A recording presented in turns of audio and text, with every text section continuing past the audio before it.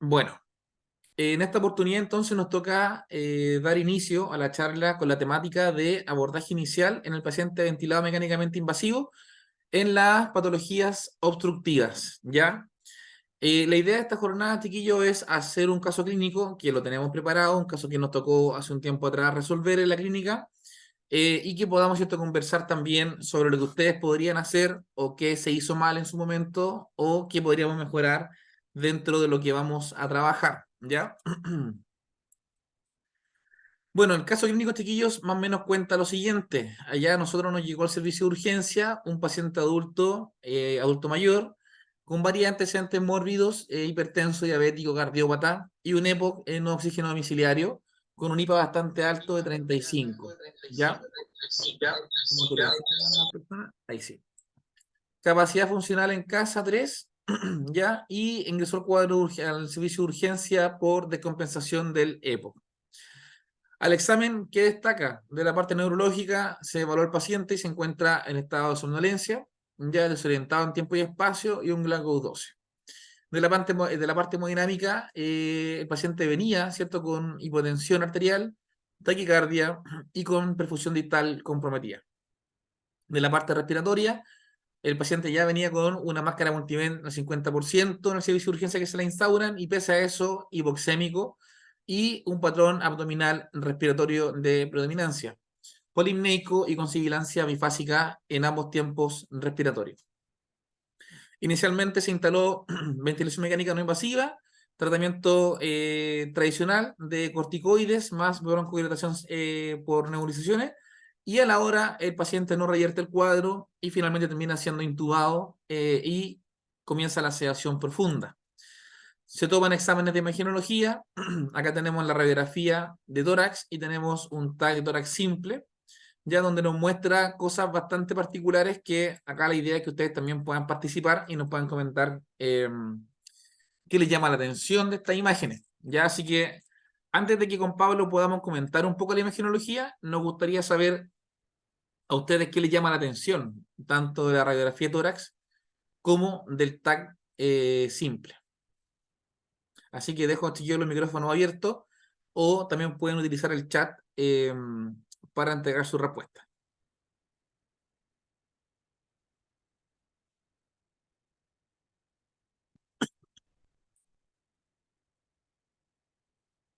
La idea es que puedan ir, chiquillos, comentando, da lo mismo si tenemos impresiones distintas o no. La idea es que lo conversemos y podamos ir llegando a algunas conclusiones en conjunto.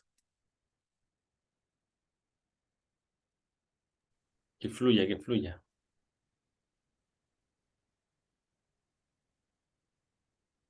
Ahí tenemos respuestas, Pablo, en el chat, ¿o no? Sí, José Jiménez dice la radiografía hay signo de diafragma continuo. Vamos a lo más evidente de todas formas. ¿Qué es lo que más les llama la atención? Lo primero que ustedes ven, o porque cuando uno ve una radiografía de un paciente obstructivo, la verdad es que lo primero que uno se da cuenta es, claro, hay una cronicidad, ¿cierto? Podría haber un patrón upótico, pero voy a tirar la primera. Lo primero que uno ve es que el diámetro cefalocaudal de la radiografía es grande. Ya hay harto espacio ahí, es como un pulmón alargado, ¿cierto? No se alcanza a ver el corazón en gota clásico, pero finalmente, efectivamente, hay unas costillas relativamente horizontalizadas, ¿cierto? Hay una cúpula diafragmática más aplanada, lo que hace ver este tórax cefalocaudal un poco más grande en tamaño, ¿cierto? Y es signo de hiperinsulación. Eso es lo primero que uno ve, la radiografía es lo primero probablemente que uno tiene. Entonces, de ahí uno se va un poco más a ver algo más analítico que podría ser la tomografía, ¿cierto? Pero lo primero es eso. Ahí, ahora siguen ustedes. Claro, para aplanamiento diafragmático, costillas horizontales, etcétera. Claro, hay una sombra ahí del ápice derecho que pudiera parecer algo medio atelectásico, pero tienen trama de todas formas, así que pudiera ser de todas formas, pero eso está mucho más fino en la tomografía que vamos a ver posteriormente, ¿ya? Entonces, chiquillos, para ir resumiendo, ahí varios comentaron y estuvieron bien acertados. Tenemos, ¿cierto?, un signo de Hoover bien marcado. Ahí clásico del patrón obstructivo, ¿cierto? Ambos diafragmas bien aplanados, se pierde, ¿cierto?, la superioridad del diafragma derecho sobre el izquierdo. Como decía Pablo, costilla horizontalizada, ¿cierto? Y un diámetro cefalocaudal bastante alargado, del pulmón de este paciente. O sea, tenemos un paciente que está sí o sí en un patrón de obstrucción bronquial probablemente severo y que claramente lo llevó a su intubación. Entonces, pareciera que la radiografía, ¿cierto? Tenemos ya esta confirmación diagnóstica por imagen y fíjense cómo está la trama peribronquial. ¿Ya? Una trama peribronquial bastante engrosada que también, ¿cierto? Nos habla de ya un paciente con una fisiopatología un poco más crónica. Pero fíjense en el tallo tórax simple, acá, en el lado derecho de la pantalla. ¿A nadie le llama la atención cómo está el parénquima pulmonar? ¿Qué podemos encontrar de este paciente? Porque a mí me llaman varias cosas la atención, en lo particular algo muy puntual, pero quiero que también ustedes sean capaces de poder describirlo. Por ahí se un broncograma en el TAC.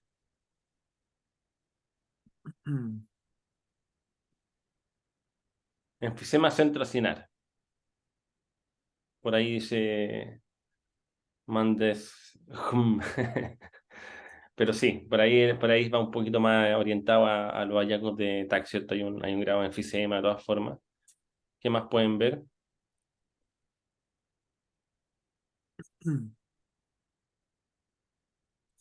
Fíjense, chiquillos, que hay algo muy particular que caracteriza, como decía ahí el colega, de enfisema centrocinar, pero hay algo más. Fíjense la cantidad de bulas que tiene este paciente. No sé si se logra ver, Pablo, bien. En el TAC, por lo menos yo acá en el computador lo puedo ver bien, pero tiene un enfisema generalizado ya este paciente.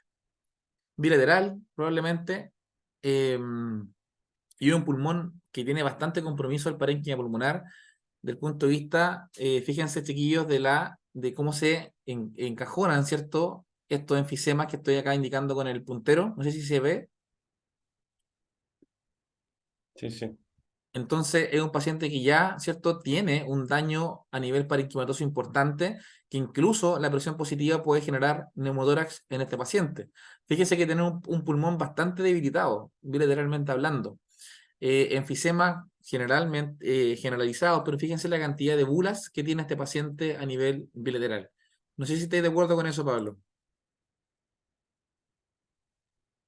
Mira, quiero ser conflictivo. Pero la verdad es que hay muchas de esas bulas que tienen trama interna. Así que a mí me da la impresión de que más que bulas es un componente enfisematoso en relación a que tienen poca trama de vaso sanguíneo, por tanto es básicamente un espacio muerto. O sea, tiene aire, pero no tiene por dónde hacer intercambio. Estoy muy de acuerdo en enfisema, estoy muy de acuerdo con un pulmón absolutamente dañado. Tiene un compromiso incluso medio intersticial a rato. Llama la atención eso que pudiera ser tal vez un paciente medio mixto entre obstructivo con algún grado de restricción. Exacto. Esto es lo que Pero vamos a claro, ver muchas de las bulas que se mencionan, hay tramas, si uno pone el ojo bien fino, hay trama y eso anularía el concepto de bula, pero sí te dejaría claro que hay un enfisema tremendo, de todas formas. Exacto. Entonces, chiquillo, esto es importante porque ahí entramos a evaluar finalmente el grado de cronicidad de este paciente. No es lo mismo, y ahí vamos a ver después los objetivos que vamos a tener como criterio clínico, como ventilamos, por ejemplo, un hepótico en etapa inicial, un gol A, por ejemplo, etapa 1, muy sutil, versus un gol etapa 4, por ejemplo, probablemente uno de estos pacientes, o etapa 3 4, que los objetivos van a ser muy distintos desde el punto de vista de la clínica, ¿ya? Y como bien decía Pablo, tenemos un componente intersticial acá que ya lo vamos a, ¿cierto?, a ver en los exámenes complementarios, que lo va a también a desenmascarar un poco el cuadro. Y si nos damos cuenta, acá tenemos los exámenes con el cual llegó el paciente al ingreso, ¿ya? Tenemos su hemograma completo, su función renal y la gasometría arterial. Si nos damos cuenta también, quiero que veamos el detalle de los exámenes complementarios, porque recuerden que para abordar a un paciente desde el punto de vista ventilatorio inicial, tenemos que tener el mapa completo del paciente para finalmente saber qué hacemos. Entonces acá tenemos, por ejemplo, vamos a ir desde de la parte hematológica hacia los gases arteriales. ¿Qué les llama la atención en este cuadro de exámenes? Porque es importante que vayamos sacando conclusiones. Ya vimos la imagenología del paciente, vimos que era un cuadro probablemente crónico, pero van a haber exámenes que también nos van a denotar, ¿cierto?, esta cronicidad del paciente. Así que acá también, chiquillos, lo escuchamos o los leemos. ¿Qué les parece los exámenes complementarios que este paciente presenta al ingreso?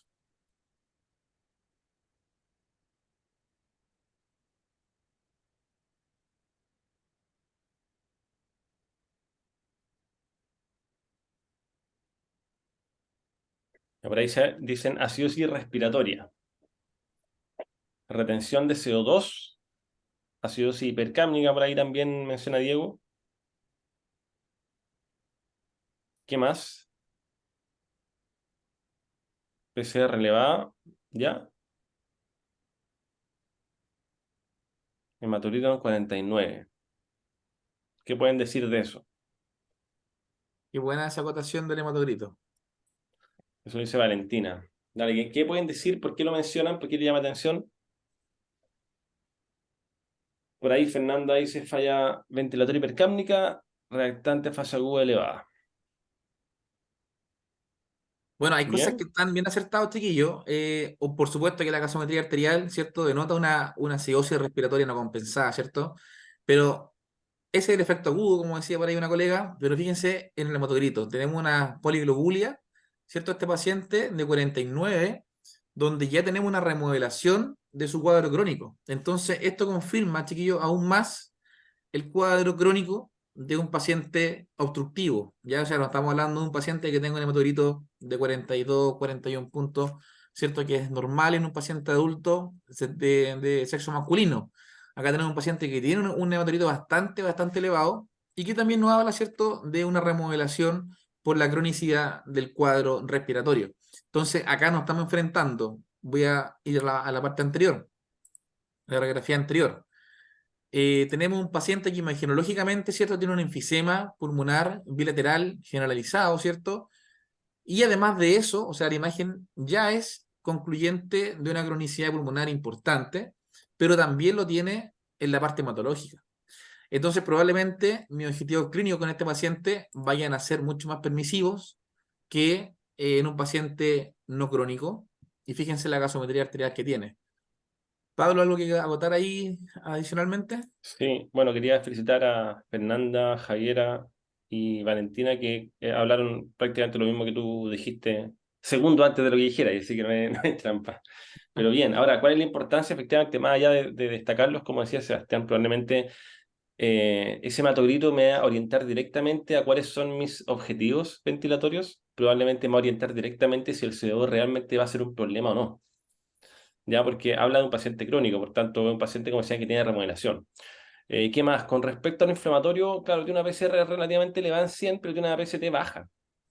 ¿Ya? Entonces probablemente no sea un conflicto en tipo shock o alguna inflamación severa. Tal vez, claro, tiene alguna viralidad dando vuelta, pero no parece un paciente que tal vez vaya a tener gran compromiso, digamos, microhemodinámico. El ácido láctico también está bajo, está en 10. Yo me imagino que eso es miligramos decilitros, no milimolar. Si fuera milimolar, estaríamos un poquito hasta las masas, pero yo creo que está en la unidad.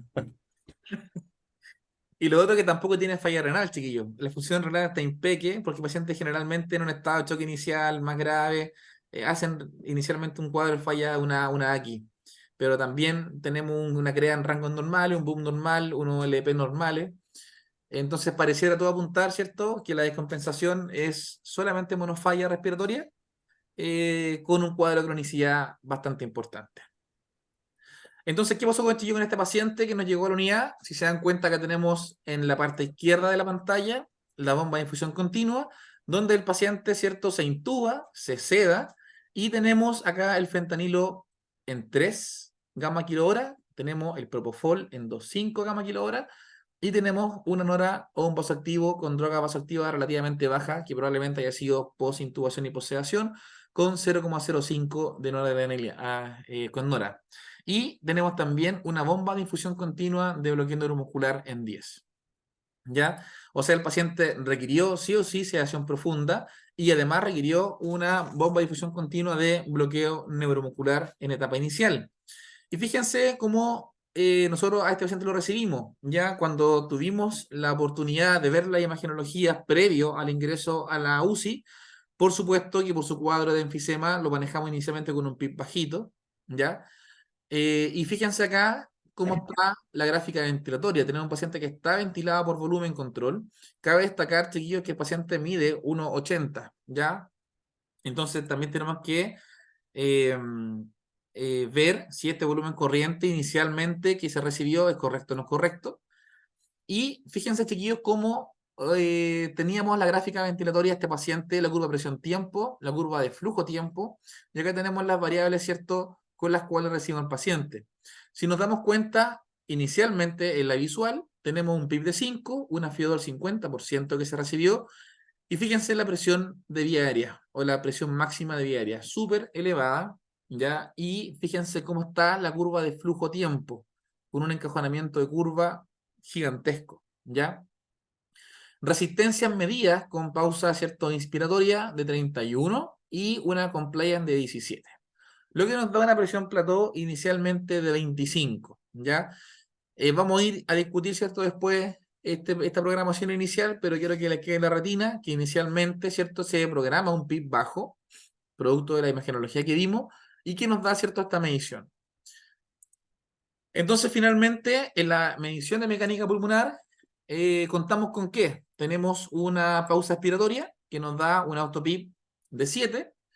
Y bueno, acá quiero saber también si el concepto de PIB total todos lo manejan o no, pero cuando nosotros medimos el autopip, ¿cierto? Nos dio un PIB total de 12 centímetros de agua y un driving pressure de 13 centímetros de agua. Todos tienen claro, chiquillos, qué es el PIB total, qué es la presión de distensión en la parte de mecánica pulmonar, para que entremos también a conversar esto.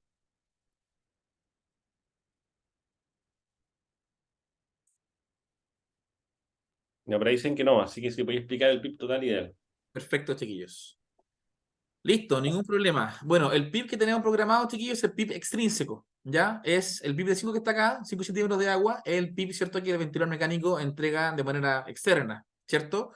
Y el PIB total es la sumatoria del PIB programado más el PIB que el paciente tiene dentro del pulmón que no puede eliminar por concepto, ¿cierto?, de obstrucción bronquial. Finalmente es la presión positiva que me queda atrapada dentro del pulmón que no ha sido, ¿cierto?, que no puede ser eliminada de manera natural, y eso se conoce, ¿cierto?, como el autopip, o la presión positiva final de la aspiración que queda acumulada, ¿cierto?, que no es entregada por el ventilador mecánico.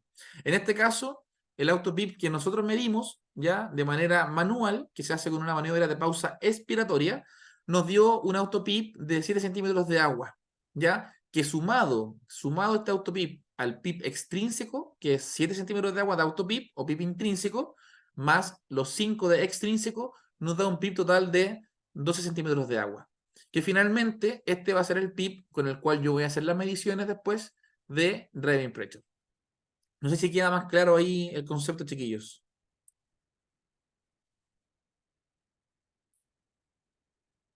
Sí, dale. Perfecto. Entonces, para ahora nosotros medir finalmente si estamos protegiendo el pulmón con una presión de distensión menor a 15, tenemos que restar, ¿cierto?, la presión plató que le tenemos acá arriba, que es 25 centímetros de agua, menos el PIB total, que es 12. Ya entonces 25 menos 12 nos va a dar un driving pressure de 13 centímetros de agua. ¿Ya? Entonces ahí aseguramos también que la ventilación inicial, ¿cierto?, sea protectiva. Y fíjense que también tenemos los resultados de resistencia, que es bastante elevado, 31 centímetros por litro por segundo, una presión máxima aérea de 45 y un delta PP de 20. ¿Qué es el delta PP, chiquillos? El delta PP en ventilación mecánica es la diferencia de la presión máxima de la vía aérea menos la presión plató. ¿Ya? Acá tenemos una diferencia de 20 cuando esto no debe exceder aproximadamente los 10 o 11 centímetros de agua. O sea, tenemos una diferencia de máxima de 20, o sea, 11 puntos más sobre la basal probablemente, y tenemos un pi total, ¿cierto?, de 12 con un autopip de 7 centímetros, o sea, un paciente que está totalmente obstruido, que tiene una limitación crónica de flujo aéreo importante, y fíjense los indicadores gasométricos o los indicadores de oxigenación, ya que es lo que nos importa también para valorar a este paciente. El paciente llega con una PAFI de 100, bastante baja, ¿ya? Ahora, ¿es distrae esto o no? Ahí también ustedes tendrán que, ¿cierto?, dilucidarlo, y un índice de oxigenación de 12, ¿ya? Entonces tenemos un paciente que está realmente hipoxémico, y un pH en 7,1 y finalmente una CO2 en 80. ¿Qué nos puede comentar Pablo de esto? Sobre, mira, a ver, bueno, varias cosas. En particular, lo primero es darse cuenta que la compliance inicialmente que teníamos no era real, la que está viendo el ventilador ahí. Es 17, bastante baja, un paciente súper restrictivo. Cuando normalizamos da aproximadamente 29, porque tendríamos que hacer el cálculo del volumen corriente en base a la driving real, que es 13. ¿Cierto? Sería entre 80 y 13, y eso te da más o menos 29. Es una compliance adecuada para un paciente de 1,80? Probablemente no, y eso estaría un poquito de acuerdo al patrón eh, parcialmente restrictivo, ¿cierto? De hecho, si uno lo indexa por ml kilo, dan 0,4 y irá a ser de 0,8 para arriba, pero lo importante es que no es la compliance que viene a tener el paciente. Ya con respecto a la PAFI es un indicador de oxigenación que varía por muchas cosas y no es sinónimo de estrés en particular. Ya el distrés es un cuadro mucho más, es un síndrome en particular, son varias cosas, ¿cierto? Hay que considerar que una inflamación aguda, ¿cierto? Potente, que puede ser desde el pulmón, vale decir neumonía, o de una noxa ajena, pancreatitis, por ejemplo, lo más común que extrapulmonar, y eso genera una permeabilidad de los vasos del pulmón y hace que salga agua. Y un pulmón con más agua pesa más y por tanto se colapsa. Pero no es lo mismo un paciente que tenga PAFI de 100 obstructivo y por eso va a ser un distrés. Ya que la PAFI solamente toma en consideración la presión arterial de oxígeno que yo tengo en base a la FiO2. No estoy viendo la presión que está logrando en el ventilador para mantener ese intercambio, no está midiendo la relación FQ. Por tanto, no caigan en el error de pensar que la PAFI, tan pobre en el análisis que uno puede hacer con la PAFI, solo ese índice va a dar un diagnóstico de estrés, que suele pasar, ¿eh? Uno le gusta cometer ese error cuando parte, pero la verdad es que no, tiene que ser un poquito más acuicioso en el análisis, sobre todo si uno toma la PAFI con la radiografía o en la tomografía que estamos dando de partida, no hay efecto chat. ¿Cierto? No se ve un chat, no se ve un colapso pulmonar, no se ve una neumonía, no se ve atelectasia masiva. Lo que se ve probablemente es un paciente que tiene relaciones PQ muy alteradas y un espacio muerto muy grande. Y eso estaría dando una PAFI de 100. ¿Ya? Bueno, pues no sé si vamos a seguir con la programación. De hecho, la programación que puedo ver yo, la verdad es que un pulmón muy heterogéneo que se muestra muy bien por la presión de pausa que están haciendo ahí. Si se dan cuenta, cuando hacen la presión de pausa, si la miran, ciclo ventilatorio en el medio, cae. Del momento que hacen el flujo cero, la presión de pausa cae, hasta bastante, de hecho, es casi inclinada. Y eso habla de heterogeneidad pulmonar, probablemente habla de todas las constantes de tiempo distintas que tiene el pulmón y que se va distribuyendo a medida que lo voy dando pausa, y por tanto habla de heterogeneidad. ¿Y eso cuál es el problema? Que muchas veces podemos estar sobreextendiendo algunas zonas más que otras, ¿ya? Sin darnos cuenta realmente, porque eso el ventilador no lo puede medir, ¿cierto? Creo que eso puedo aportar. Bien, chiquillos. La idea, bueno, que con Pablo estemos comentando estas cosas o estemos haciendo un approach inicial a lo que el ventilador nos muestra, ese a ustedes también les va quedando claro, ¿ya? ¿Por qué toqué el tema del distrés? Y para que Pablo también lo pudiera comentar, porque muchas veces, como decía Pablo, acá caemos en el engaño, ¿cierto? Vemos el número, pero no entramos en el contexto, ¿ya? Y recuerden que también para hablar de distrés tenemos que tener un paciente que caiga en el criterio de Berlín. ¿Sí? Entonces, recuerden que el síndrome de estrés requiere una serie de pasos para ser diagnosticado como tal, ¿ya? En este caso no tenemos ningún criterio. Y con respecto, chiquillos, a lo que habla la gasometría arterial, fíjense que aún tampoco tenemos la corrección como tal, pese a la ventilación mecánica que estamos teniendo. Si nos damos cuenta, acá tenemos un pulmón todavía con un encajonamiento de curva tremendamente grande, ¿cierto? Y una resistencia bastante elevada y con las presiones máximas por las nubes. Entonces, pareciera que pese al bloqueo y la sedación, aún no logramos, ¿cierto?, un objetivo adecuado. Entonces, la pregunta es, ¿qué hacemos con este paciente? Podemos meterle más PIP, menos PIP, aumentar la FiO2, bajar la FiO2, frecuencia respiratoria para barrer CO2, volumen minuto para barrer CO2, volumen corriente. ¿Cómo está el volumen corriente? ¿Estaba bien para su total y peso? ¿Qué hacemos con los flujos inspiratorios? Entonces, recuerden, antes de tomar esta conducta, que mientras tanto pueden responder por el chat, ¿ya? ¿Qué harían ustedes con este paciente? La gran respuesta pasa un poco por la fisiopatología. Ya nos dimos cuenta, ¿cierto?, que estos pacientes, o el paciente que vimos realmente ahora, era un paciente crónico, ¿cierto?, con una cronicidad tanto a nivel radiológica, imagenológica en general, como también en los gases arteriales y en la parte hematológica. Recordar nomás que la fisiopatología del EPOC, ¿cierto?, nace un poco por la destrucción o la disminución, ¿cierto?, de la alfa-1 antitripsina, que se degrada o se destruye, ¿cierto?, por los contaminantes ambientales o la inhalación de humo cigarro. Y esto hace que finalmente el pulmón pierda la parte elástica o su componente elástico, y lo que hace que disminuye, ¿cierto?, su retracción elástica pulmonar. O sea, este es un pulmón bastante complaciente, ya donde generamos una distensibilidad bastante grande, pero no es capaz de volver a su posición original. Entonces, finalmente, este pulmón pierde la capacidad de botar el aire de manera pasiva desde el pulmón hacia el ambiente. Y ahí comenzamos con todos los trastornos de hiperinsuficiencia dinámica, con signo de Hoover, entre otras cosas. Por supuesto que el EPOC tiene una remodelación de la vía aérea de conducción, ¿cierto? Un engrosamiento de las paredes bronquiales, y eso hace que aumente la resistencia de la vía aérea. Hipersecreción bronquial, por supuesto que el paciente lo debe tener, edema de la mucosa y finalmente el signo de atrapamiento aéreo. Entonces, una fisiopatología bastante compleja desde el punto de vista fisiológico, y que estos pacientes generalmente, ¿cierto?, caen a la ventilación mecánica con una alteración bastante importante desde el punto de vista de la curva de flujo-tiempo, como la vemos acá, ¿cierto? Tenemos una curva de flujo-tiempo donde en la línea punteada es lo que debe ser normal, ¿cierto? Un paciente que toma aire, ingresa al flujo, ¿cierto? Y al momento del tiempo expiratorio, esta curva de flujo debe llegar a cero, ¿ya? Pero fíjense lo que pasa en el paciente hepático. Tenemos un paciente que en la curva expiratoria, ¿cierto? En la fase expiratoria no llega a cero y comenzamos el nuevo ciclo inspiratorio. Y esto se conoce, ¿cierto?, como el derramamiento aéreo del paciente, que me puede generar, ¿cierto?, o no, un autopip. Entonces, pensando en esta alteración fisiopatológica, ¿qué haríamos? ¿Ya? Y acá también abro los micrófonos o el chat para ver qué harían ustedes con respecto a este paciente.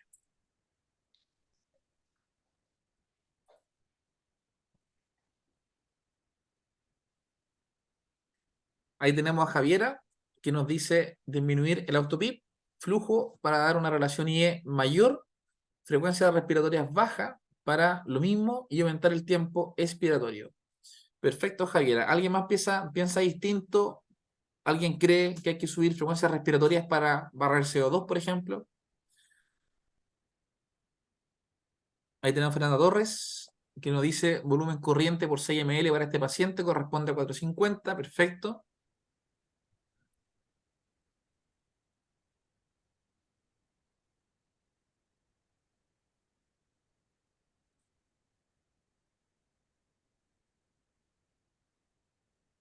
¿Algún otro comentario, chicos?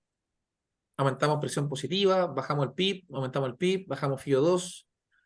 ¿Qué pasa con los flujos, los volúmenes corrientes, la frecuencia respiratoria?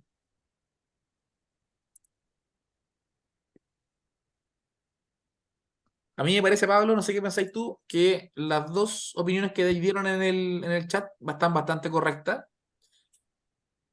A mí, por lo menos, la opinión de Sí. Javiera me parece perfecto y la de Fernanda lo mismo. Tenemos cierto un volumen corriente muy subvalorado en este paciente. Sí, de hecho está a 5 ml kilo, la verdad. Mira, si yo tuviera que tomar dos conductas a realizar, solo dos para mejorar eso, sería de todas formas bajar frecuencia respiratoria y subir volumen. Ahora, no sé el caso, pero en particular los 6 ml, la verdad es que yo me los metería un poquito al bolsillo y trataría de subirlo hasta que mi driving sea dentro de parámetros protectores, más que nada. ¿Ya? De hecho, subimos unas cápsulas hace poco de ir botando un poco esta creencia de que los 6 ml es protector y que todo 6 ml kilo. La verdad es que uno puede tener incluso pacientes con 8 ml kilo sin que haya mucho problema. Si es que la mecánica siempre lo amerite, por eso es lo importante ir personalizando las terapias. Todo el objetivo de bajar autopip, de bajar o de aumentar el tiempo expiratorio, lo reduce muy bien la frecuencia respiratoria. Tú bajas la frecuencia respiratoria y es la mejor estrategia que tienes, versus bajar el tiempo expiratorio que aporta poco, ¿ya? La frecuencia respiratoria es totalmente una forma de optimizar tremendamente la relación y con eso poder bajar el autopip. ¿Cuánto? Si uno se basa en la guía, frecuencias de 10, 12, probablemente para un paciente bien obstructivo anda bien. Y justamente para evitar que se le dispare más el CO2 y por tanto también para evitar la sed de aire que pueda tener este paciente y todos los efectos de asincronía, también subir los volúmenes corrientes siempre y cuando te lo permita la mecánica. Si es un paciente puramente hipótico, tú puedes tener 9 ml kilo de repente y la driving son de 8, 7, 9, así, muy, muy bajito porque son pulmones tan complacientes, ¿cierto? Que toleran mejor el estrés del volumen corriente. Así que en resumen, claro, de todo lo que dicen, o sea, subir volumen y bajar frecuencia, totalmente. Y sigue lo que dice Pablo acá, importante porque los volúmenes corrientes de estos pacientes nos van a permitir, o la distensibilidad del pulmón nos permite esto. Recuerda que el paciente hepático tiene grandes distensibilidades. Lo que pasa con este paciente hepático es que no logra volver, ¿cierto?, a su posición original el pulmón. Y ese es el gran problema. Entonces, por temas de distensibilidad no va a tener problemas y tampoco de ingreso de volumen corriente. Entonces, finalmente, ¿cómo logramos el objetivo? Recuerden que la ventilación mecánica siempre va a atacar, ¿cierto?, ambas cargas del sistema respiratorio. Recuerden que la ecuación de Otis o la ecuación de movimiento respiratorio nos dice que el ventilador mecánico o el paciente, para ingresar un volumen de gas al pulmón, debe vencer la carga elástica y la carga resistiva. Y acá tenemos un paciente, desde el punto de vista obstructivo, que la gran carga que está aumentada, finalmente es la carga resistiva. Tenemos un paciente que tiene, ¿cierto? Y lo vimos en el ventilador mecánico, una resistencia de la vía aérea 31, ¿cierto? Y probablemente la carga elástica no va a ser gran problema en la parte inicial, por lo que nos va a permitir una generosidad de entregar un volumen corriente bastante amplio para atacar justamente la hipercapnia y no jugar con la frecuencia respiratoria, que es lo que pasa muchas veces en los pacientes restrictivos, que es todo lo contrario, ¿cierto? El paciente restrictivo nos permite volúmenes corrientes más pequeñitos, es menos generoso con el volumen corriente y tenemos que lamentablemente, ¿cierto?, recurrir a la frecuencia respiratoria. En el obstructivo es todo lo contrario. Probablemente la estrategia es al revés, ¿cierto? Frecuencia respiratoria más baja, generamos menos estrés strain y aumentamos sus volúmenes corrientes para lograr corregir la acidosis respiratoria. Y finalmente fue lo que hicimos, ¿ya? Entonces, acá tenemos, por ejemplo, la curva inicial de flujo-tiempo. Fíjense el bucle de flujo-volumen, que también nos habla, ¿cierto?, de este encajonamiento de curva tremendamente importante.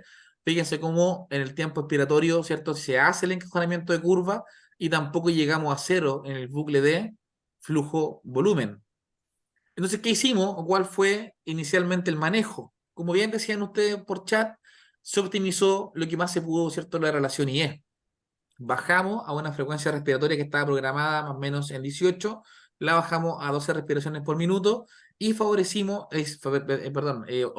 el volumen minuto a expensas de volumen corriente.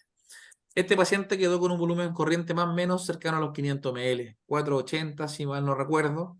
Subimos 100 puntos los ml de 380 a 480, bajamos, ¿cierto?, la FR a 12 respiraciones por minuto y por supuesto le instalamos la base calefactora o la humidificación activa también para disminuir el espacio muerto del ventilador mecánico. Finalmente, posterior a todas estas correcciones, se tomó la gasometría arterial y obviamente logramos la primera corrección de la acidosis respiratoria. Y fíjense que tampoco buscamos la normalidad del CO2. Ya dejamos permisivo, hubo un aumento de 50 de CO2, pero ya con un pH mucho más corregido. Ya tampoco nuestra idea era llegar a rango de 35 de CO2 con un paciente que es totalmente crónico. Ya no tiene sentido llevar a una normocapnia a un paciente con tanta cronicidad del punto de vista imaginológico y de exámenes de laboratorio. Ahora también podemos haber sido un poco más generosos inicialmente y dejar un PCO2 60 probablemente y una pH en 7.3, que también anda perfecto porque tampoco estamos en rangos de una acidosis respiratoria que nos vaya a generar lisis proteica, con un pH más bajo, por ejemplo. Y fíjense que solamente corrigiendo las constantes de tiempo, la oxigenación va mejorando poco a poco. Ni siquiera le subimos el PIB a este paciente. Ya no fue necesario subirle presión positiva, no fue necesario mejorar tampoco ese fundamento fisiológico. Y fíjense en la parte derecha cómo mejoró el bucle flujo-volumen. O sea, un bucle totalmente con patrón obstructivo, ya teniendo un bucle mucho más fisiológicamente normal y llegando prácticamente a cero. No sé si alguien quiere acotar algo, Pablo, por ahí. Sí, no, bien, pues, o sea, lo importante, fíjense que o sea, solo optimizando la ventilación alveolar finalmente, porque si tú aumentáis la frecuencia respiratoria, aumenta tu volumen minuto, pero también aumenta la ventilación perdida en espacio muerto. Ya, de hecho, si tú quieres favorecer la ventilación alveolar, lo ideal sería poner el volumen corriente. El problema es que el volumen corriente está muy satanizado por todo este tema del año 2000 del trabajo de la ELDS Network, ¿cierto? Pero si uno personaliza la terapia, podría tener volúmenes más grandes si la driving siempre te lo va a aguantar. Y fíjate que mejoró la PAFI 80 puntos hacia arriba sin tocar nada de lo que es PIB o lo que uno suele asociar a lo que suele asociar el PIB con la PAFI, ¿cierto? Y muy de acuerdo con el tema del CO2. O sea, si estuviéramos muy justos con estos pacientes, probablemente un pH 7.2 es suficiente. Con 7.2 para arriba, 7.25, 7.2, no hay lisis proteica, no hay lisis enzimática y por tanto los procesos vitales se pueden mantener. Bajo eso, el problema es que justamente empieza a haber la lisis de enzima y por tanto hay ciertos procesos necesarios que no se pueden llevar a cabo, ¿cierto? Empezamos a tener problemas hemodinámicos y todo el tema. pero uno podría perfectamente tener este paciente, si estuviera muy justo en ventilación, tenerlo un rato en 7.2 o 7.25. Porque el principal problema de este paciente restrictivo es justamente que logre botar el aire, que se logre desinflar, cosa que después puede asumir el trabajo respiratorio él solo, sin tener el ventilador de por medio. No es tanto el tema de la CO2, ¿ya? Así que eso.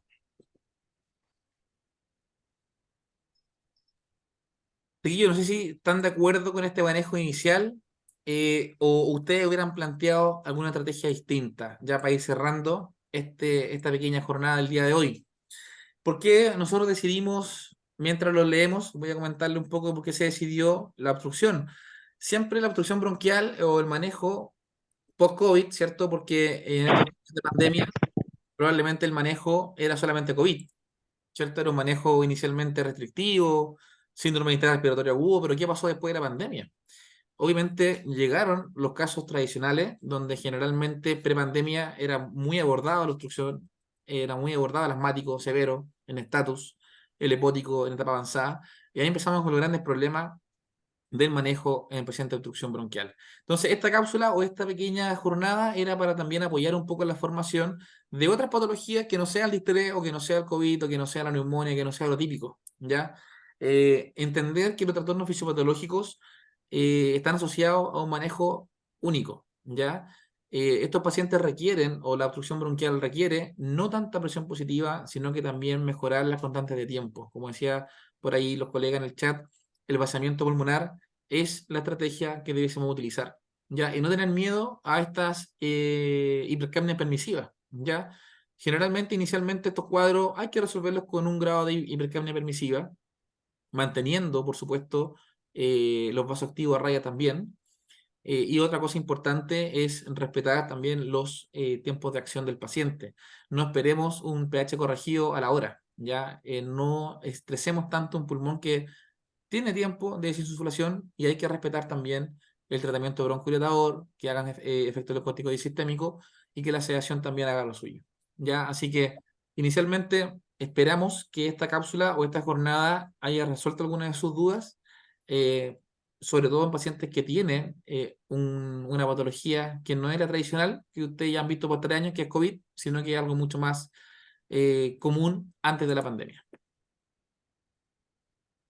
Mira, ahí hay una duda de Carolina que pregunta los valores protectores para driving pressure y presión pico. Perfecto. Bueno, el Driving Pressure está escrito, chiquillos, en distintos trabajos, múltiples trabajos, sobre todo que está más validado en distrés respiratorio. Hay algunos antiguos autores que manejaban el Driving Pressure menor a 15. Actualmente ya estamos manejando presiones de distensión cercano a 13, ¿ya? Y ahora hay estudios que están sacando con Mechanical Powers que también vamos a ver cuáles van a ser sus resultados una vez que estén publicados. Pero para la presión de distensión, solamente recordar que los valores fluctúan menores a 15 inicialmente y si podemos dejarlos menor a 13, ideal. Y los valores de presión máxima de vía aérea, bueno, eso está descrito también en pacientes que son restrictivos y obstructivos, van a tener una variación importante, pero para pacientes restrictivos, manejar ojalá presiones peak o presiones máximas de vía aérea menores a 30. Y la verdad es que en pacientes obstructivos hay una, por así decirlo, holgura de esto en cuadros iniciales. Ya la presión pico, recuerden que es la presión máxima vía aérea que tiene que vencer el ventilador para ingresar un volumen corriente al pulmón. Ahora, la presión que genera más daño, además de la presión pico, es la presión media. Ya, yo creo que hay que tener más cuidado con la presión media vía aérea que la presión máxima en la etapa inicial en los pacientes con obstrucción bronquial severa. Pablo, ¿otra duda por ahí en el chat? Sí, bueno, preguntan los valores de presión media vía aérea y también preguntan si el aumento PIB podría empeorar el cuadro del paciente o no. Buena pregunta. Buena pregunta. Acá tenemos, bueno, José Jiménez, en el paciente hepático, la verdad es que lo que va a determinar si el PIB va a tener un empeoramiento del cuadro es precisamente valorar la imagenología. Ya como les comentaba, no es lo mismo tratar a un paciente con un cuadro de un EPOC inicial, tal vez sin enfisema, sin alguna bula por ahí andando, versus, ¿cierto?, un paciente con un EPOC avanzado, ya etapa 3-4. Afortunadamente el PIB en el hepático es bastante beneficioso, ¿ya?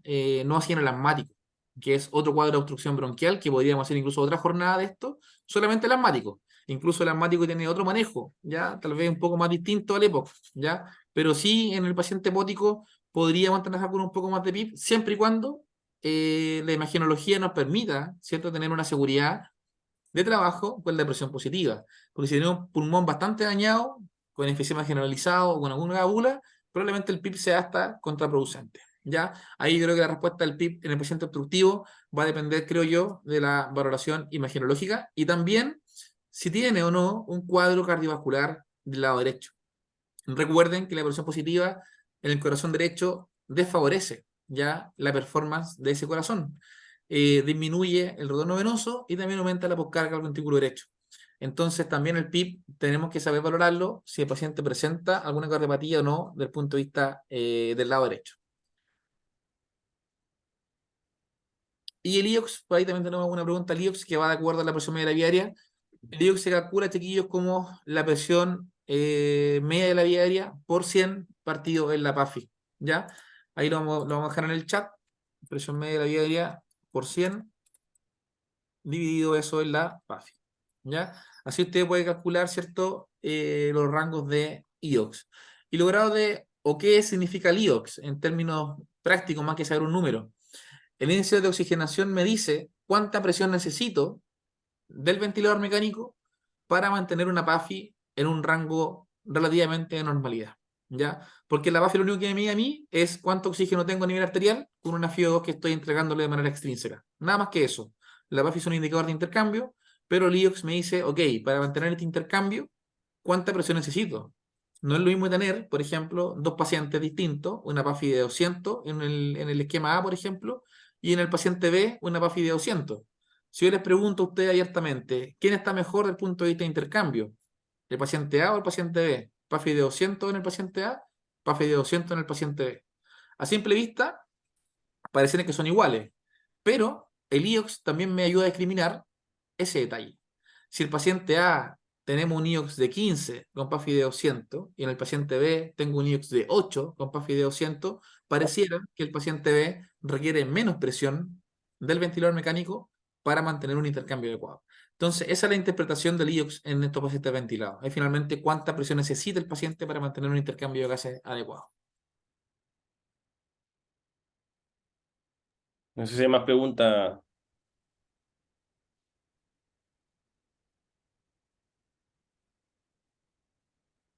Creo que no.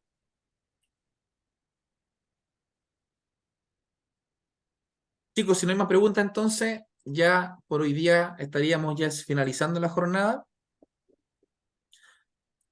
Valor normal del IOX, bueno, se describe que para criterios de extubación el IOX debe ser menor o igual a 5, ¿ya? Para pensar, ¿cierto?, en un winning ventilatorio. Entre 5 y 10 se esperaría un valor en pacientes ventilados. Ya sobre 10 entramos ya en un contexto de un trastorno de hipoxemia más grave. Y con IOX mayor a 15, creo que ya es para Prono, Pablo, ¿no? 93.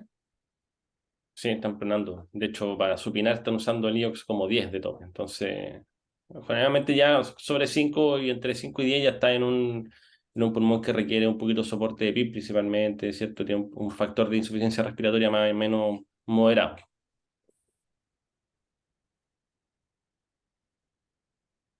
Depende del flujo inspiratorio, lo puedes programar o monitorizar. Eso es muy dependiente del modo en que estás de partida. Si estás en modo volumen control, lo puedes programar si es que el equipo tiene esa programación, porque en otros equipos de repente te permite programar el tiempo inspiratorio y el flujo en un resultante, ¿ya?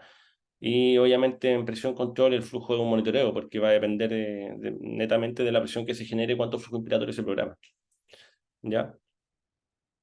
Y los parámetros de winning, tú dices para estos pacientes, mira, para estos pacientes en general tú esperas no un tema de PAFI, o sea, con 150 PAFI estamos suficientes para empezar a despertar a estos pacientes. Lo primero es que lo logres desinflar, por decirlo así, es decir, que tu paciente logre sostener el modo espontáneo y para lograr eso, sin un trabajo excesivamente que lo vaya a fatigar, es que tenga un autopip relativamente resuelto. Así que el cuadro obstructivo debería estar medio resuelto ya.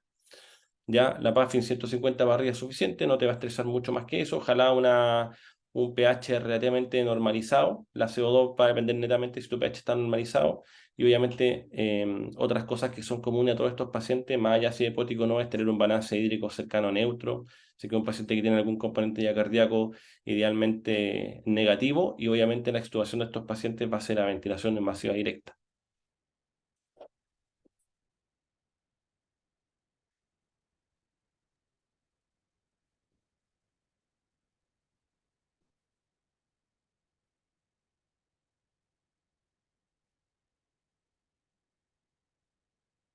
Claro, lo que hace es que si tú programas el flujo inspiratorio, tu tiempo inspiratorio va a ser el resultante, ¿ya? Porque tú estás entregando un volumen. Tú en volumen con shock, por ejemplo, programas 400 ml de volumen corriente, ¿cierto? Y o programas la velocidad a la que entra esos 400 ml, y por tanto programas flujo, y por tanto el tiempo inspiratorio va a ser un resultante, o programas el tiempo que tú quieres que entre y por tanto el flujo va a ser resultante. ¿Ya? Eso va a depender finalmente de qué estáis programando, y obviamente el FR tiene que decir, ¿ya?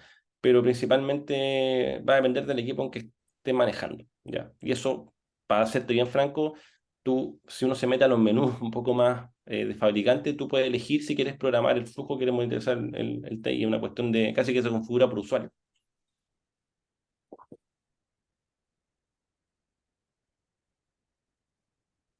No sé si te quedó claro. Sí, ahí dice que gracias. Varias preguntas, qué bueno yo que están interactuando harto porque la idea de esta jornada es justamente esto, ¿ya? Eh, bueno, tenemos una jornada también programada para el 30, tenemos una invitada sorpresa que ya van a ser avisadas por redes sociales, que también habla un poco de los abordajes iniciales y la fisiología más básica de los pacientes ventilados, así que espero que también puedan estar presentes en esa jornada. Chiquillos, para ir Sí. Oye, en finalizando, relación a, bueno, bueno, perdona, en relación a todas estas dudas que salieron, que son un poco más allá de lo que es obstructivo, que siempre es bueno conversarlo, os dejo invitado igual al curso que está actualmente en preventa, que es el curso de ventilación mecánica invasiva en el adulto. Es un curso que hicimos con mucho cariño. La verdad es que es un curso que parte de las bases fisiológicas, de los primeros pasos que tienes que dar en la ventilación mecánica, para ir avanzando hasta manejo un poco más intermedio avanzado, con evidencia bien actualizada, ¿ya? Así que no es, la verdad es que lo hicimos pensando en que no sea el mismo curso básico que está haciéndose hace 10 años, no, la verdad es que es súper actualizado para que quien lo haga y lo estudie a conciencia pueda tener desempeño en sus unidades bastante óptimas, y pueda tener una conversación clínica sustentada con argumento actualizado. Así que los dejo invitados si es que están interesados, si es que quieren seguir aprendiendo esto. Ahí vamos a hablar todas estas cositas más técnicas tal vez. Vamos a ver justamente también la ventilación en los distintos escenarios. Y eso, no sé qué quiere decir Sebastián. ahí les dejé el link, chiquillos, de nuestra página web, ya, ahí gelacademy.cl/cursos, que ahí están los cursos que estamos actualmente. Y como le decía Pablo, ahí está el curso de ventilación mecánica invasiva en el adulto versión 2, ya, es la que estamos lanzando, parte el 15 de noviembre y finaliza más o menos el 15 de enero. Son 2 meses de formación para que ustedes tengan el tiempo adecuado de formación. Estamos en preventa con un 30% de descuento. Y la verdad es que tenemos ahí varios docentes de nivel nacional importante. Sí, bueno, lo importante es que es asincrónico, estudian a su tiempo, una plataforma propia, tienen su login propio, tienen material anexo, tienen chat de preguntas, tenemos jornadas sincrónicas como estas de resolución de casos clínicos, también tenemos jornadas presenciales para finalizar de simulación clínica, así que está entretenido, la primera versión salió muy buena, sí. Sí. Los dejo invitados, chicos. Eso pues, chiquillos, muchas gracias por estar hoy día. Ha sido un gusto compartir la tarde con ustedes. Un abrazo grande. Chao, descansen.